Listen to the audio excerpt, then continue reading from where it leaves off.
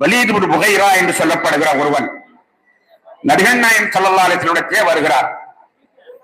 நபிகள் நாயகம் ஸல்லல்லாஹு அலைஹி வஸல்லம் வலீதுல் முகைரா வருகிறார். வந்து சொல்கிறார், உனக்கு மிகச்சிறந்த அரசியாக வேண்டுமானால் சொல்லு, நான் அரசியாக்குகிறேன். மிகச்சிறந்த ஒரு அழகியை தர வேண்டும் என்றால் சொல்லு, நான் உன்னை அழகியை தருகிறேன். இந்த நாட்டுக்கெல்லாம் அரசராக்க வேண்டும் என்றால் சொல், நான் செய்கிறேன். எவ்வளவு பணம் வேண்டுமோ சொல், நான் தருகிறேன். இந்த கொள்கை விட்டுவிடு என்று சொன்ன பொழுது நபிகள் நாயகம் ஸல்லல்லாஹு அலைஹி வஸல்லம் சொன்னார்கள், வலக்கையில் சூரியனையும் இடக்கையில் சந்திரனையும் எடுத்து தந்தாலும் இந்த கொள்கை விடமாட்டேன் என்று சொன்ன பொழுது அந்த வலீத் இப்னு முகைரா சொன்ன வார்த்தை, வலீத் இப்னு முகைரா சொன்ன வார்த்தை, இன்னஹு யஅலா வலா யுலா, இன்னஹு யஅலா வலா யுலா. அவன் சொன்னது அன்று, ஆனா இன்றும் பலித்துக் கொண்டிருக்கிறது. இஸ்லாம் உயர்ந்துதான் போகும் ஒழிய அதை யாரும் தட்ட முடியாது, யாரும் அதை வீழ்த்த முடியாது. அவன் சொன்னது, அவன் எதிரிதான். அவன் சொன்னான், இன்னஹு யஅலா வலா யுலா. அது நிலைதான் செல்லுமே உள்ள, அது கீழ் நோக்கி செல்லாது. இந்த இஸ்லாம் அத்தகைய நிலை உள்ளது. எனவே அன்பான பெருமக்களே, இஸ்லாம் அரசியல் மூலமாக பல சூழ்ச்சிகள் செய்யப்பட்டாலும் யாரும் அச்சப்பட வேண்டாம். லா தஹஸன் இன்னல்லாஹ மஅனா.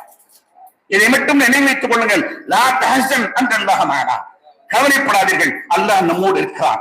கல்லூரியை படிக்கக்கூடிய மாணவர்கள் எல்லாம் எதை படிக்கிறார்கள்? இதோ இந்த அல் குர்ஆனை தான் படிக்கிறார். உலகத்தில் எத்தனையோ பல்கலைக்கழகங்கள், நாட்டியத்திற்கு தனி பல்கலைக்கழகம், சோசியத்திற்கு தனி பல்கலைக்கழகம், நடிப்புக்கு தனி பல்கலைக்கழகம், இப்படி பல பல பல்கலைக்கழகங்கள் எத்தனையோ இருந்தாலும், எத்தனையோ விஞ்ஞானம் பௌதிகம் எத்தனை விஞ்ஞானம் இருந்தாலும் இந்த ஒரு கல்லூரிக்கு எதுவும் இடாது. இந்த ஒன்றிலே இருக்கிறது ஆன்மீகம் இருக்கிறது, அரசியல் இருக்கிறது, கணிதம் இருக்கிறது, குடும்பவியல் இருக்கிறது. எந்த உலகத்தில் எத்தனை கல்விகளை நீங்கள் கொண்டு வந்தாலும் நிச்சயமாக இது அதற்கு விளக்கம் சொல்லக்கூடிய உயர்ந்த மக்களைத்தான் தோற்றுவிக்கிறது. இதோ இங்கே விண்புறமைகளாக உட்கார்ந்திருப்பார்கள். இவர்கள் அத்தனைகளும் எல்லா விதமான இயலுக்கும் பதில் சொல்லக்கூடிய வேதத்தை கைடஸாக கையில் வைத்திருக்கிறார்.